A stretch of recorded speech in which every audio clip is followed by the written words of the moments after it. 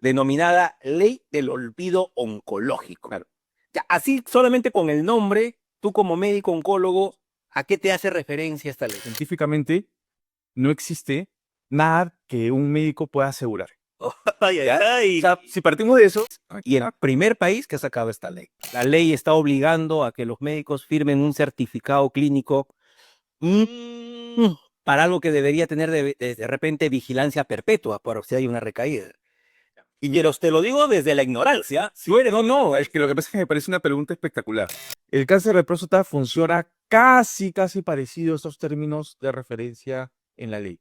O sea, el 90% ya debió haber recurrido dentro de los 5 primeros años. Y si no recurre, entonces el riesgo en proporción se equipara al de la población en general. De acuerdo. En cambio, en las leucemias agudas, en las enfermedades o los tumores hematológicos, o neoplasias hematológicas, pasa algo bien raro. No es que el paciente se va a ir a su casa y se va a olvidar del médico, ¿de acuerdo? Va a seguir todavía en controles, pero no por oncología. Ahora, en estos casos, ¿qué hago? Yo hago un informe y explico. Este paciente ha alcanzado 5 años de, de tratamiento, no, de estudios imagenológicos, laboratoriales negativos. Podría ser entonces interpretado para la Y evidencia de enfermedad activa. Yo me hago una pregunta en todo caso y de repente te meto en problemas, pero suéltala, hermano. yo tengo muchos pacientes, por ejemplo, que me dicen, necesito un informe médico porque quiero sacar un seguro, o que quiero ponerlo en FP para que me den el dinero, o el banco Para dar una activar algún beneficio. Exacto, sí. Ajá. O el de gravamen, activar el de gravamen. De acuerdo. Que habían algunas pólizas de vida que tenían beneficios condicionados a que un médico certifique que a la persona le quedan solo 120 días de vida. Todas esas cosas, creo que yo, son reflexiones a partir de cómo se confeccionan, se construyen los seguros, donde multidisciplinariamente no solamente debe haber una parte legal que diga requisitos A, B, C o D, sino una parte médica que diga, oye, lo que tú estás pidiendo es viable o es inviable. Un poco lo que estamos viendo de la ley del olvido oncológico que está planteando el reglamento, una serie de documentaciones que yo te planteo qué tan reales van a ser al momento de pedir, ¿no? Pocas salas de quimio, no todos los hospitales tienen unidades oncológicas, y si en una provincia tengo 3 hospitales, probablemente uno nada más tenga una unidad oncológica.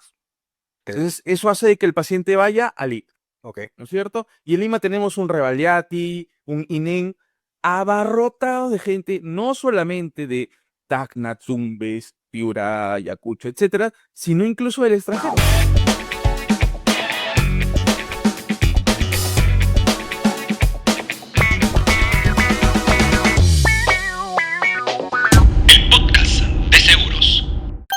Hola, hola, ¿qué tal? Muy buenos días, buenas tardes, buenas noches, dependiendo de en qué lugar te encuentras. Estamos en un episodio más de el podcast de seguro en la sección El Coloquio. Y en este coloquio, como ustedes van a poder ver, tengo de mi partner, no invitado, sino de mi partner, a mi causa, mi brother, al doctor Joao. El doctor Joao, oncólogo, que ya hemos tenido una entrevista con él, pueden ir a verlo, tiene más de 20.000 listas cuando hablábamos justamente, sí, más de 20.000, y todo porque decía el doctor Joao, ya pues ahí los curiosos querían saber quién era el doctor Joao. Vamos a hablar hoy día acerca de su especialidad y lo seguro, vamos a mezclar ahí, así que Joao, bienvenido esta noche Gracias, papi. al coloquio de seguro. ¿Cómo estás? Listo. Ahí estamos recibiendo un poquito de el cielo gris de Lima. Me ha sorprendido porque no está tan gris. Bueno, Hace sí, calor. pero que sepan por qué, ¿no? ¿De dónde últimamente paras, vives, estás? Bueno, yo vivo en Ica. Yo estoy ya casi 5 años en Ica. Y en Ica está haciendo un calor Ya, que me imagino. te quieres quitar el pellejo y aún así los están. Pero te estamos compitiendo, acá estamos llegando a 30, 32, pero imagino que allá es otra cosa. El fin de semana último llegamos a 38. Uf, Sí, ya me imagino. sí, complicado. Ya, Sí, ya el aire acondicionado no se da abasto tampoco. ya no sirve ya. Bueno, Lima tampoco pues es que encuentres aire acondicionado en todos lados, ¿no? De hecho, yo por ahí te iba a prender un aire acondicionado ficticio para que pueda de alguna manera En la ayudar. realidad está esperando el aire acondicionado, me saca un ventilador, ¿qué es esto? O sea, man, No te hablo de ventiladores porque tengo mala experiencia de aquellas personas que me han alguna vez prestado un ventilador, pero bueno, ya lo contaré con anécdota en alguna oportunidad. Bueno, este episodio lo queremos dedicar justamente a hablar de una ley que salió más o menos a mediados del año pasado, denominada Ley del Olvido Oncológico. Claro. Ya, así solamente con el nombre, tú como médico oncólogo, ¿a qué te hace referencia esta ley? Ya, mira, de hecho, solamente el nombre hace de que las compañías aseguradoras tienen un nombre para esto. Cuando tú quieres asegurarte y tienes una enfermedad, Preexistente. lo llaman preexistente. Correcto. Pues todas las enfermedades derivadas de esta enfermedad preexistente no van a ser coberturadas. Ahora, esta ley del olvido oncológico beneficia a todos los pacientes con cáncer que hayan superado una cierta etapa. Obviamente, hay unos criterios, un tiempo debido para que las compañías aseguradoras se olviden de esta preexistencia y todas las enfermedades que dan a raíz de la enfermedad, entre comillas, preexistente, se puedan coberturar normalmente. Es así, amigos. Para que tomen nota, la ley de la que habla Joao, de la que estamos hablando, es la ley 32357, ley del olvido oncológico.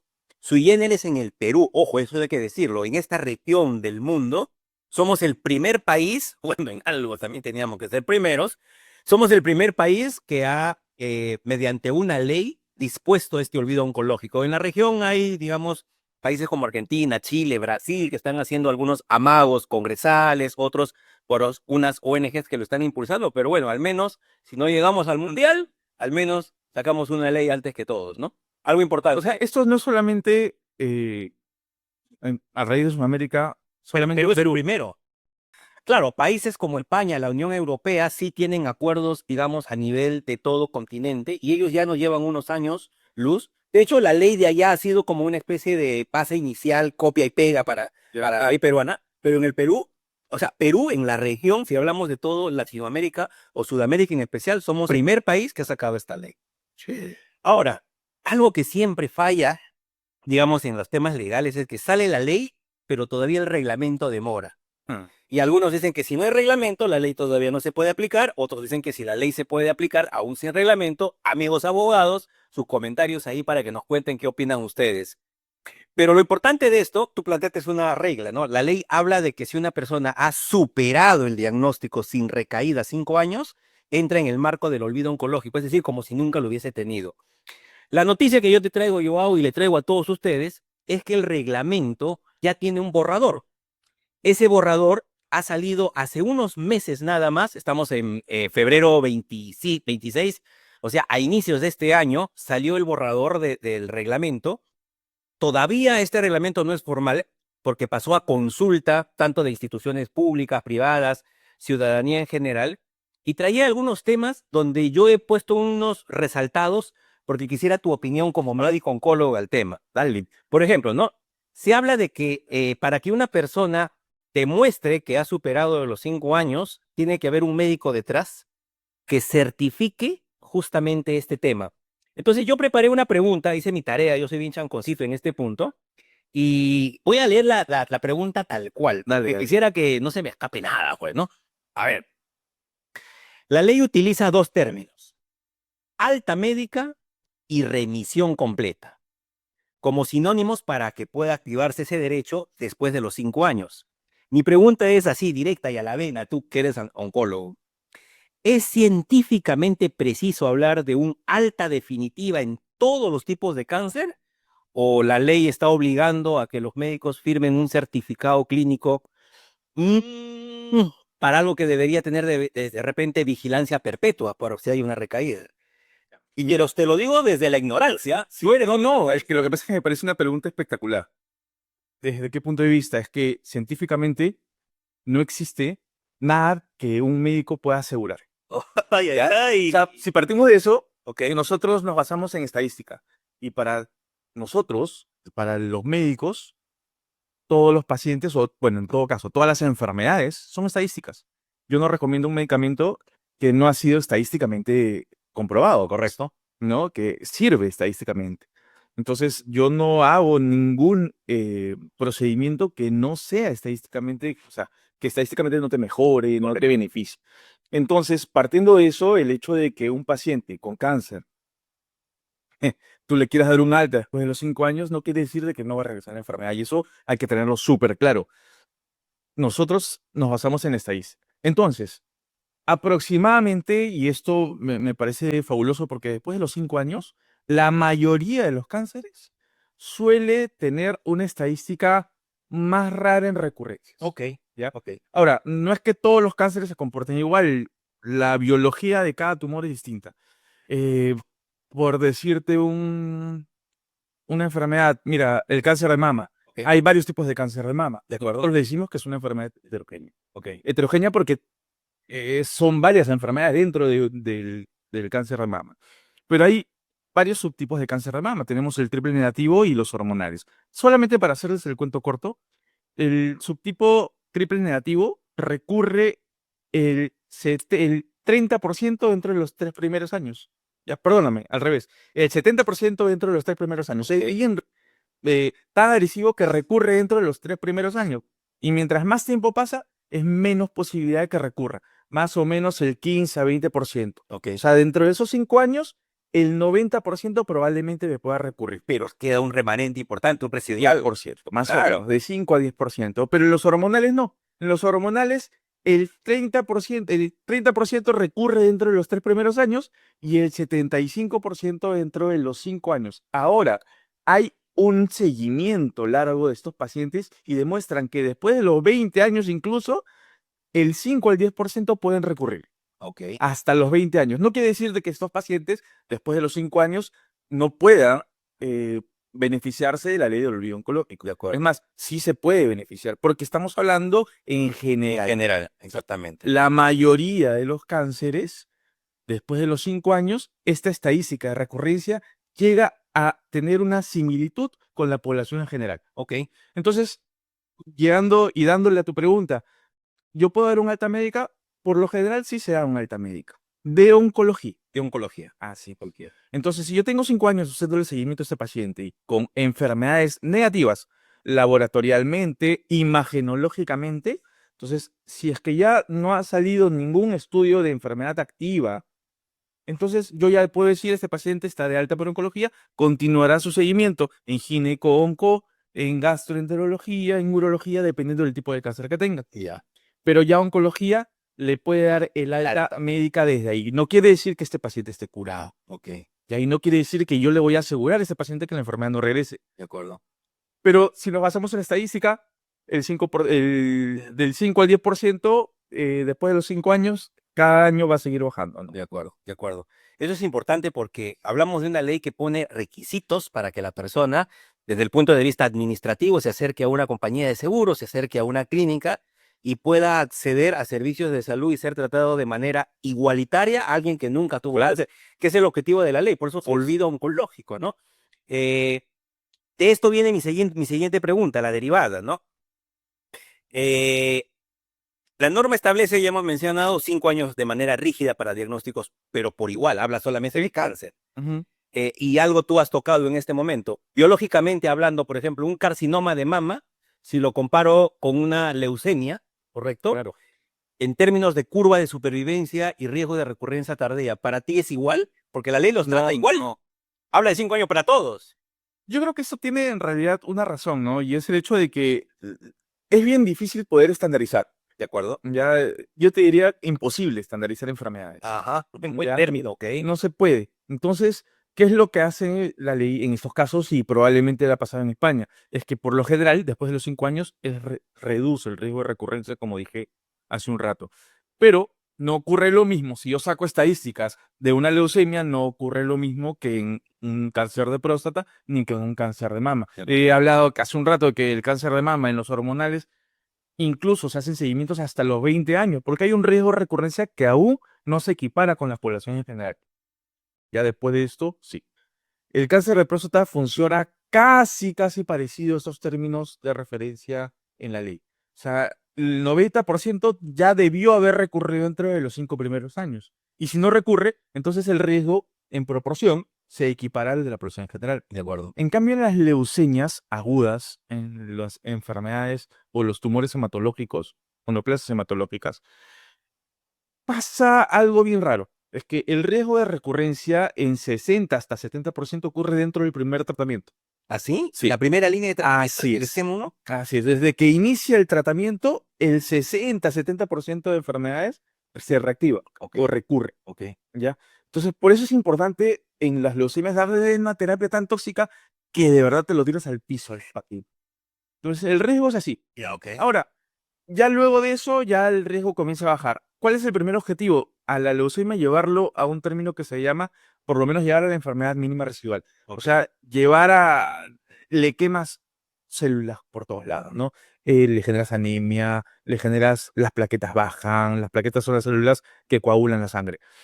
La anemia y las defensas es... Ven, Uf, atiende ahí, claro. matas todas. Por eso es que tienes tantas chances ya de curarlo también, ya, pero es el primer momento en donde tienes que ser muy tóxico. Correcto. Porque ahí es donde encuentran la primera. Este es hablando de tratamiento quimioterápico. Solamente con quimioterapia. Ok. En leucemias básicamente Ya, quimioterapia. quimioterapia.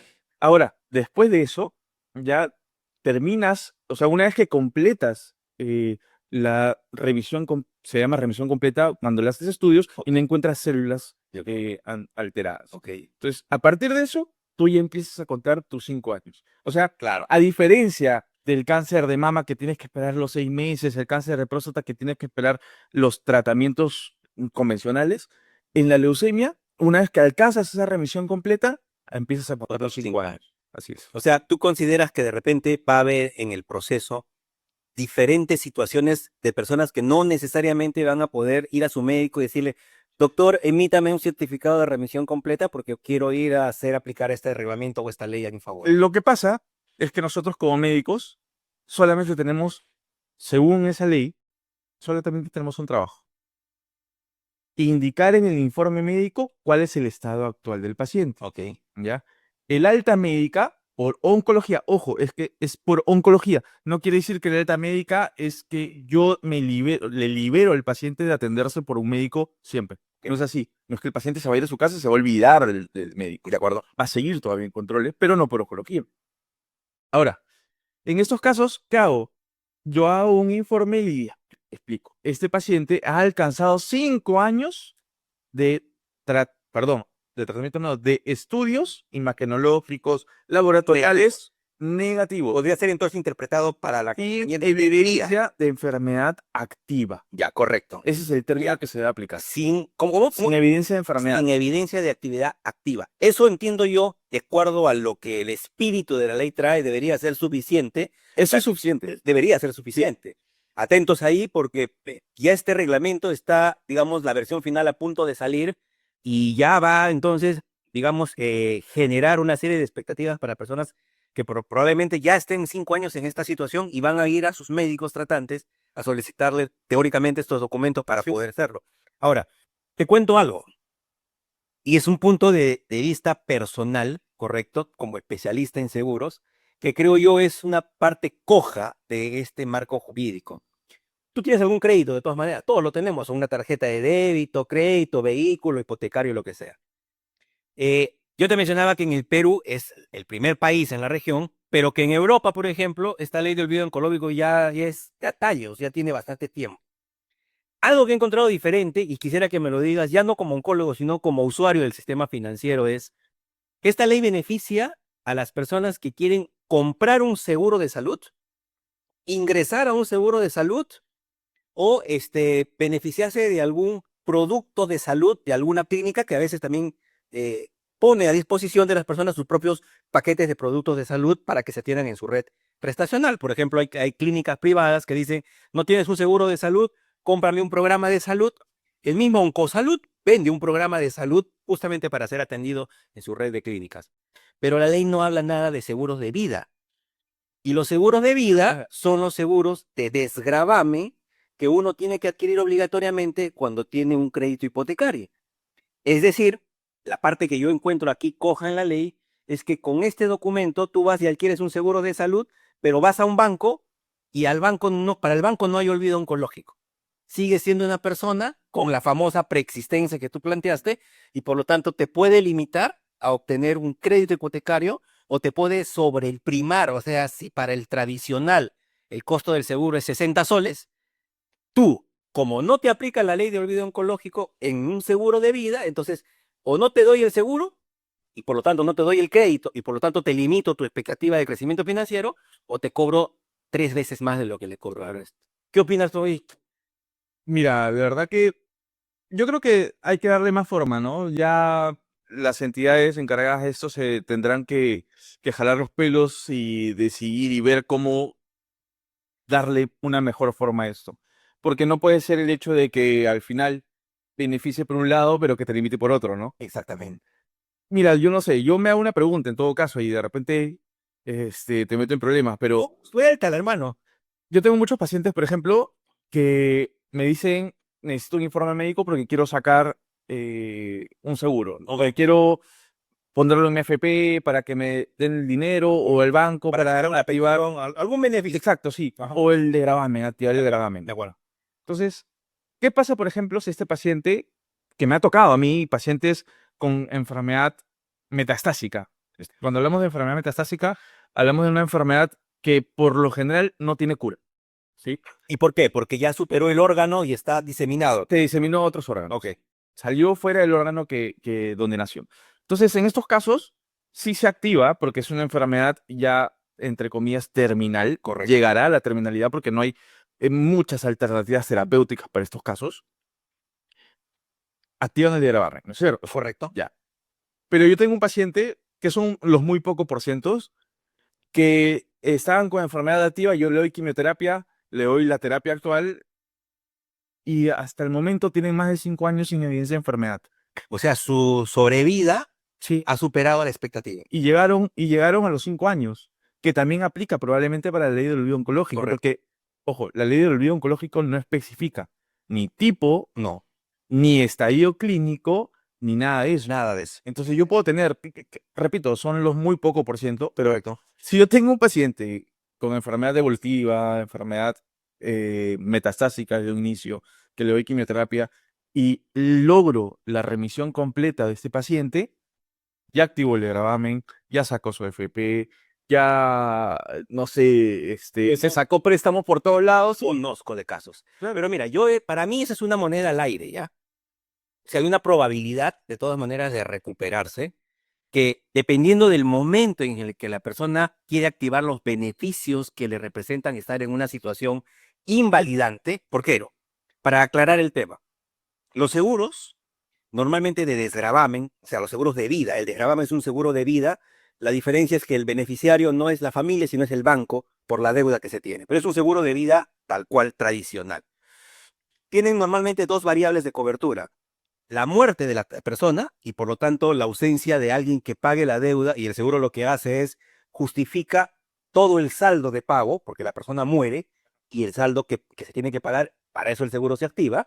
Y la otra es la invalidez total y permanente, por accidente o por enfermedad.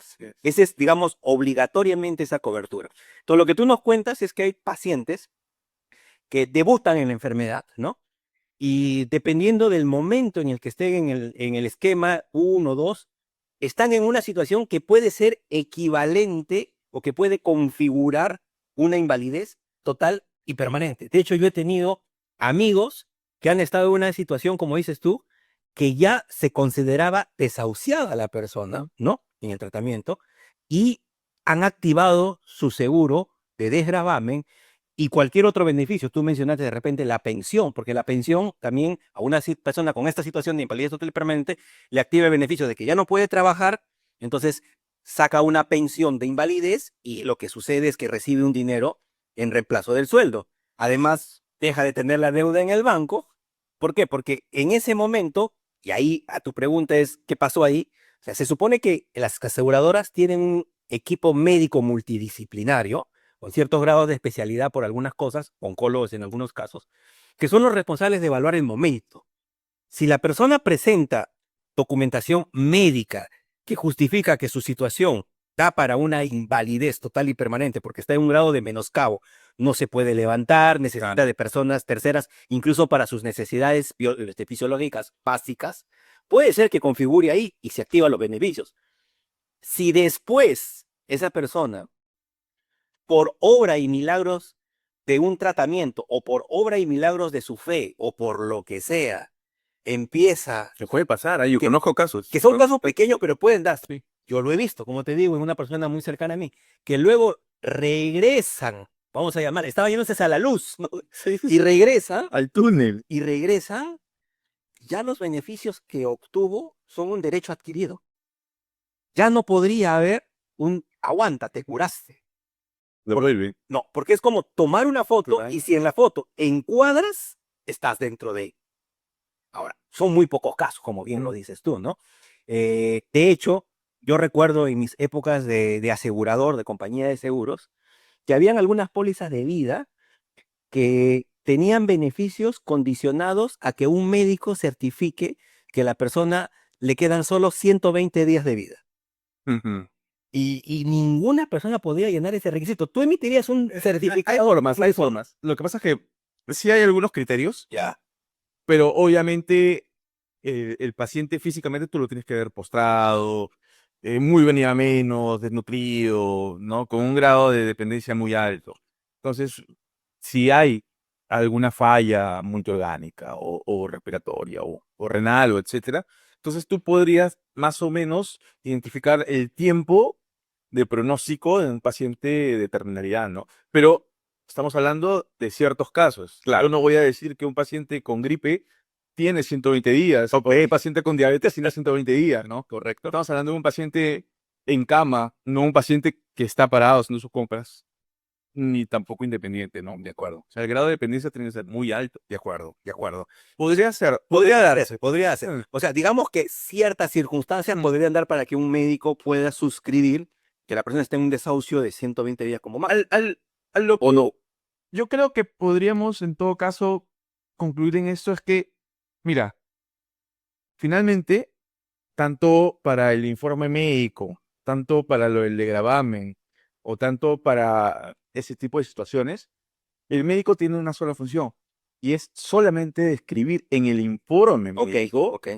el estado actual del paciente. Descriptivo puro. Nada más. Descriptivo puro. Tú no eres un chamán, tú no eres, ¿qué te digo? No sé, pues, un brujo, ya, para poder decidir o ver el futuro y ver cuánto tiempo le va a quedar al paciente. Correcto. Nos basamos en muchas tablas, nos basamos en muchas herramientas médicas, ¿no? Para ver pronósticos, pero estos pronósticos se utilizan en ciertas etapas de la vida, no en todas. De Yo acuerdo. puedo predecir el pronóstico de un paciente de 20 años. Ok.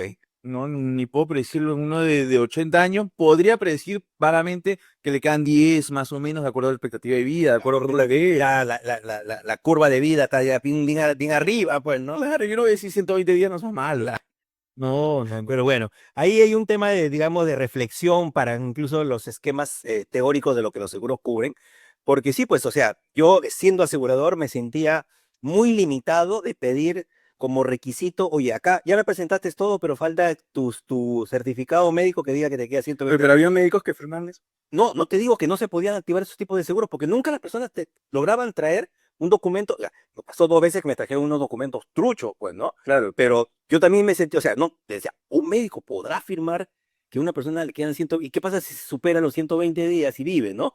Todas esas cosas creo que yo son reflexiones a partir de cómo se confeccionan, se construyen los seguros, donde multidisciplinariamente no solamente debe haber una parte legal que diga requisitos a veces A, B, C o D, sino una parte médica que diga, oye, lo que tú estás pidiendo es viable o es inviable. Un poco lo que estamos viendo de la ley del video oncológico que está planteando el reglamento, una serie de documentaciones que yo te planteo qué tan reales van a ser al momento de pedir, ¿no?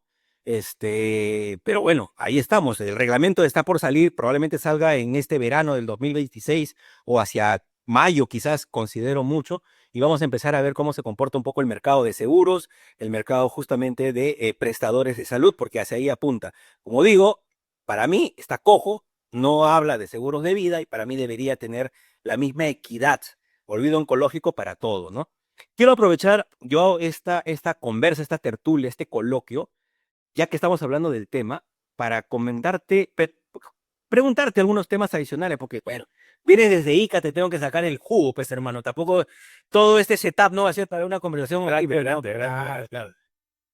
A ver, yéndonos un poco hacia el mismo esquema de seguros, en algún momento yo conversaba contigo de manera muy extraoficial que te comentaba que había habido hace un tiempo una discusión, digamos, de fondo sobre la Ley Nacional del Cáncer, ¿no? Ya. Que hablaba de la obligatoriedad de prestar servicios de salud de manera integral a personas con cáncer, pero de que se había puesto en cuestionamiento que la integralidad por ley obligaba a quien presta los servicios de salud, las atenciones, al que financia los servicios de salud en un tratamiento oncológico, perdón, que no importase la calidad del estudio clínico, evidentemente, ni el estadio del mismo para que un tratamiento sea financiado por una aseguradora o por el Estado para el tema del tema. ¿A qué voy?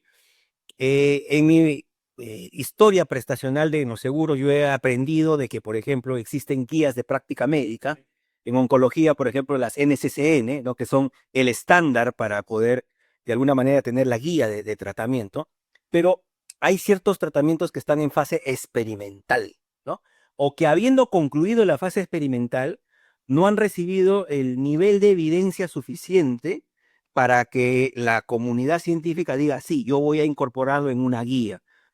Pero en la práctica, a veces un médico oncólogo podría, en una conversación con la familia, decir, mira, hay este tratamiento, está en fase experimental, podrías utilizarlo tú.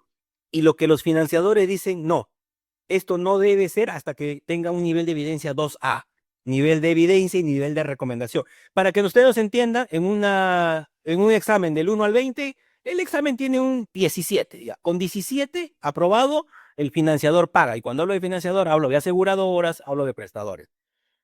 Pero a veces el médico, por experiencia propia o por comunidad, de repente podría creer que ese tratamiento le va a hacer bien al paciente. ¿Cómo ves tú esa discusión que se ha dado? Que finalmente te cuento que salió pues una sentencia judicial que ordenó que se cumpla en estricto, que se tiene que cumplir. O sea, que el financiador se tiene que allanar a financiar ese tratamiento, aun cuando esté en esa fase. Ya. Mira, es que lo que pasa es que la ley de oncológica, la ley del cáncer, perdón, habla sobre algo muy importante, que es darle la prioridad. ¿Ya? Todo paciente oncológico tiene prioridad. Prioridad en recibir un tratamiento, ya, prioridad en que ese tratamiento tiene que estar en el establecimiento o en todos los establecimientos, ¿ok? Ya que ofrecen eh, tratamiento oncológico, en que este paciente, una vez diagnosticado, debe empezar su tratamiento incluso entre los 30 primeros días. Correcto, correcto. O sea, si es, yo tengo que tener, si yo hago un centro, puede ser MINSA, de salud, incluso privado, yo tengo que asegurarles. Sí, obviamente pasa muy evidentemente, para los privados no es tanto problema, ¿no? De acuerdo. Es rápido. Pero para MINSA, para salud, hay muchas deficiencias. Por la oportunidad, por la poca oportunidad que hay de la atención. O sea, más demanda que la oferta. Eso también. Hay demasiado. Es más, yo creo que lo que pasa es que no es tanto que haya mucha demanda, poca oferta. Adolecemos mucho en la oferta. De hecho, la mayoría de los hospitales, no solamente de Lima, de provincia, bueno, la realidad de provincia es, claro, va a ser, ¿no? Pero eh, eh, tiene un mínimo común, ¿no? Es el hecho de que pues, estos pacientes ya tienen pocas salas de quimio, no todos los hospitales tienen unidades oncológicas, y si en una provincia tengo 3 hospitales, probablemente uno nada más tenga una unidad oncológica. Entonces, eso hace de que el paciente vaya al IC, Ok. ¿no es cierto? Y en Lima tenemos un Revaliati, un INEM, abarrotado de gente, no solamente de Tacna, Tumbes, Piura, Ayacucho, etcétera, sino incluso del extranjero. Y no solamente los que viven acá. Ya en el momento en el que estaba el INEM, venían pacientes de otros países solamente porque querían atenderse en el INEM. Pero porque, o sea, al margen de la tuburización, sí es un establecimiento que tiene una buena, digamos, capacidad resolutiva. ¿Por eso quieren atenderse ahí de otros países o por qué? El INEM me parece bacana, el REBA también, el Almenara, tienen médicos A1, tienen equipos A1, pero la gente cree que ahí está lo mejor. Ok. Y la mayoría de la gente que se va a provincia son de escuela INEM, son de escuela Almenara, son de escuela Rivalidad. ¿Qué pasa? Que la mayoría de los provincianos, de la gente de provincia, cree que en Lima tienes lo mejor. Y dice, no, pues ¿por qué me voy a atender acá con el médico de Ayacucho, que hizo su especialidad en el INEM, en el Rega, donde sea, y vino acá, no sabe. Entonces, mejor me voy al INEM, mejor me voy al Rega. Ok. Entonces, Y satura, pues. de esa forma satura bastante. Pero, ¿qué ocurre? Yo recuerdo muchísimas promesas. Promesas de los gerentes, de los presidentes de salud, promesa de los ministros de salud, promesas de los presidentes. Uno que tenía lapicito, ¿no? Y hasta ahorita en Ontario, en Canadá. Este pata prometió ir en todas las provincias. Qué fácil es prometer. Sí, pero hubiera sido chévere porque de esa forma descentralizabas Ujú, ujú. la atención con O al menos regionales, macroregionales, por lo menos. Exacto. Entonces, tú hacías de que ya quitabas desviabas esa tuburización a los centros, hospitales grandes, estamos hablando, ¿no? De Lima, instituciones especializadas como el INE, pero ya los podías atender con la misma calidad, con los mismos equipos, con los mismos. Entonces, eso hubiera hecho, o eso haría, mejoraría la atención. De acuerdo. Pero ¿qué pasa? Tenemos hospitales generales, ¿ya? Este paciente o que tiene una sospecha de cáncer, va y se atiende no en el oncólogo, Ok. se atiende donde el médico internista, Ya, ok. o se atiende el cirujano de cabeza y cuello, o gineco-oncología, urología, etcétera. Demora la consulta que llegue ahí porque todavía no es cáncer y todavía no lo sabe, entonces no hay prioridad. De acuerdo. Recibe la atención y desde ahí le hacen estudios. Ok. Una vez que le hacen los estudios, que puede demorar 1, 2 o 3 meses, dependiendo de lo que van a hacer para el diagnóstico, recién lo mandan al oncólogo. El oncólogo todavía le tiene que pedir estudios de enfermedad, le tiene que pedir los estudios que el médico, digamos, el médico que no es oncológico no le ha pedido. Entonces, como no le ha pedido esos estudios, hay que pedirle tomografías, resonancias. Doctor, pero usted me está pidiendo más exámenes, ya me han pedido esto, me han pedido colesterol. Hay que pedir, pues, señor, hay que pedir. Entonces, creo que sea No, sí. a idear. Sí, entonces, acá el tema es el siguiente, ¿no? Una vez que se hace el diagnóstico, tiene que buscar un cupo dentro de esos, en ICA, por ejemplo, en el salud son 5 sillones. 5 sillones para quimioterapia. Sí, trabajan 12 horas. Ya 2 turnos, 6 horas por turno, ¿no? O sea, 5 en la mañana, 5 en la tarde. O sea, estamos hablando de que por día se atienden 10 pacientes para quimioterapia. Si yo tengo 100 pacientes, entonces esa me va a generar una lista de espera que se va haciendo cada vez más grande. Ahora, ¿se puede cumplir? No se puede cumplir. ¿Por qué? Porque no tenemos una unidad oncológica bien implementada en cada región. Que supera más allá del especialista. Así No necesita todo el apoyo al diagnóstico, los instrumentos de tratamiento y su. Dani, pero al final, ¿quién da la cara quién es? Es el médico. Porque los pacientes no le dicen al gerente, no le dicen al señor presidente, Que pone el pecho, ¿quién le es? dicen, pero doctor, ¿usted por qué no me cita antes? Me cita en 3 meses, pero no es mi culpa, señor. O sea, yo quisiera que sea hoy, pero para poder citarla hoy tendría que sacar a esta paciente, a Juanita Pérez, sacarle su y ponerle usted. Qué frustración debe ser eso. Ay. Por supuesto, pero al final no, usted, y con mi plato usted come. O sea, al final nosotros somos los que tenemos que aguardarnos todo nuestro, todas estas cóleras de los pacientes. Pero no es nuestra culpa. Correcto. Ahora, ¿cómo lo mejoraríamos? Como lo repito, descentralizar. Lamentablemente, la mayoría del presupuesto se va en otras entidades, en otros ministerios o a los bolsillos de las personas que de repente pueden estar manejando los cordeles del Perú, ¿no? Oy, oy, oy. Bueno, nos has. Discúlpenos, también estamos haciendo nuestro piqueíto. Queremos que esto que sea fluya. Discúlpenos. Para demostrar que esto no es maqueta. Exactamente, no es banqueta, suena. Nos has, no sé, graficado la realidad de nuestro país, la realidad de lo que es el sistema de salud. Definitivamente estamos en amarillo o rojo.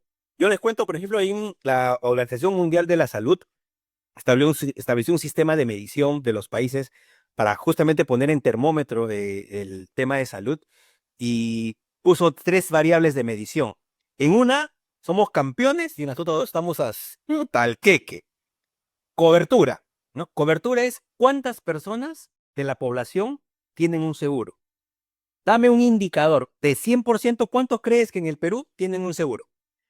Mira, más o menos había entendido de que es por ley que todo paciente tiene que estar asegurado acá. Ley de aseguramiento universal. Sin embargo, sí me parece haber visto que solamente el 80% está asegurado. 97% de la población tiene un seguro, pero el 60% de esa población es CIS. Ah, O sea, la capacidad de tener oportunidad y calidad de la atención, que viene a ser la otra variable, porque yo decía que salíamos verde en una, es cobertura. Tenemos casi a toda la población con un seguro, como mínimo. Pero cuando vas a la segunda derivada, que es qué tipo de seguro tienes, el 60% se somete al sistema integral de salud y por lo tanto a la red MINSA. Y ahí es donde empieza el tema de la tuborización, la falta de calidad, la falta de oportunidad. Yo creo que tú coincides conmigo que donde hay un hospital MINSA, el negocio redondo es poner al frente una farmacia. Porque la gente va a tener que salir a comprar ecografía, radiografías. Tú lo ves, pero alrededor está todo listo, pero dentro no hay nada, ni medicinas, ni sistema de apoyo diagnóstico. Esa es la segunda variable que propuso la Organización Mundial de Salud y ahí estamos literalmente entre ámbar y rojo. Y lo otro, la tercera variable, es el financiamiento económico. Y eso se mide un poco por el gasto de bolsillo. O sea, cuánto realmente una persona cuando necesita atenderse en salud tiene que aportar de su bolsillo respecto al 100% del gasto. Y te vuelvo a preguntar ahí, ¿cuánto crees que los peruanos per cápita, o sea, cada uno de nosotros, tiene que pagar por cada 100 soles que cuesta una atención en salud? ¿Cuánto crees que sale de su bolsillo? Nunca me gusta pensar en eso. 35 soles de cada 100. Por atención. Por lo que sea, o sea, en general, lo que representa atender a una persona en gasto de salud, de 100 soles que se gasta en atenderte a ti o a mí, 35 soles salen de tu bolsillo o de mi bolsillo. Y eso es gigante, o sea, más de 30% en gasto de bolsillo ya estamos pues como si estuviésemos con temperatura 42 de invierno, ¿no? Entonces, el sistema de salud en nuestro país realmente no pues tiene una ni calidad ni oportunidad suficiente para todos. La parte privada no necesariamente ha sido la respuesta, digamos, que ha solucionado el tema, porque cuando tú te vas a la parte privada, si bien es cierto, obtienes calidad, ¿no? Relativamente en algunos lugares más que otros, tienes oportunidad, es decir, que no tienes que esperar 30 días o 40 días, bueno, 2 días, 3 días, ya tienes una cita médica, calidad, oportunidad, pero financieramente hablando, oye, tú entras a una clínica hasta por emergencia y tienes que firmar una carta de garantía, letra en blanco, porque si no, no te atiende. Sí. Entonces, estamos realmente con un jalón de orejas que digamos que no necesariamente somos una perita en dulce, pues, el tema de salud. Y tú has planteado una realidad que ha puesto en mesa todo esto, Joao. ¿Cómo te sientes hasta aquí en la conversación? ¿Cómo te sientes con el manantial que estamos tomando? Falta chela, más. Bueno, hemos decidido, acá vamos a poner la cámara, tomar una cervecita también para... Si alguna marca nos quiere auspiciar. Mira, no quiero mostrar la marca, pero es blanquita, está bacán. Está buena. Sí. Lo que sí vamos a mostrar es la marca de Podcast de Seguro. Podcast de Seguro, por favor. Suscríbanse al canal. Estamos desarrollando un contenido importante. ¿Hay que darle tap también o no? Porfa, también. Ah, ya. Por favor, sí. Sí. También, por favor. Y like, no se olviden. Reenvíen este correo. Rosita. En el equipo de producción nos ha traído todo esto. Agradecemos al equipo de producción que se ha preocupado por todo esto. Y como comentamos la vez pasada, Joao, hemos armado este setup. Es un setup no improvisado, pero sí nuevo, porque tú has visto que el podcast de seguro se graba en otro espacio que tiene pues todo un tema mucho más prolijo y armado, pero queremos un poco salir de la rutina y que en una sola toma de cámara salgamos los dos para que se vea que esto no es grabado, ni que Joao está en Ica y yo estoy en Lima y la magia de la edición lo trae. Pero hay que ir probando de repente otra posición, o sea, hasta que encontramos la comodidad. Eso en otras posiciones puede ser más orientado. No. ¿Me parece si grabamos en Ica? Yo te visito. Ya, llevo todo el material y nos vamos a una duna. Uy, ya, bacán. O de equipo, con pisco, tiene que ser pisco, claro que sí. Muy bien, Joao, te agradezco por haberte dado el espacio para conversar de este tema. Espero que les haya importado. Por favor, dirígete a la audiencia, Joao, tus últimas palabras, ¿qué quieres decir? ¿Dónde te encuentran en redes, en TikTok? Por ahí de repente sales bailando, no sé. Ya, claro. No bailo, pero sí me pueden ubicar en el TikTok, en Doctor Joao Reyes Rosselló. Doctor Joao. Reyes Joao Reyes Rosselló. Ok, correcto. Sí, me encuentran y puedo darles en los videocharlas para que sepan un poquito más de esta enfermedad. Yo trabajo en ICA y también trabajo como médico externo en la clínica Ricardo Palma. Entonces me pueden llamar, se contactan conmigo y encantadísimo de poder atenderlos. En el video vamos en la parte de edición poner todos los contactos en redes sociales de Joao también para que lo sigan. Yo he visto material incluso de Joao que habla de estos temas, es importante. Y también síganos en el podcast de seguros. Estamos en YouTube, pero también estamos en Facebook, en Instagram y en TikTok, también como Seguros Sin Floro, así que no se olvide. Y nada, les agradecemos por esto. Estamos prontos a vernos y será hasta la próxima. Y quizás en la próxima conversando con Joao, puede ser desde ICA. Así que quién sabe. Si nos dan buenos likes y buenos comentarios, hacemos el tema. ¿A cuándo tiene que llegar? Vamos a poner que este video llegue entre 50.000 y 60.000 vistas, que es el promedio de lo que se está viendo en YouTube. Dale. Pero necesitamos también comentarios y likes. Así que nos vemos pronto, Joao. Muchas gracias, mi hermano. Gracias y estamos en contacto. Chao. Dale, nos vemos.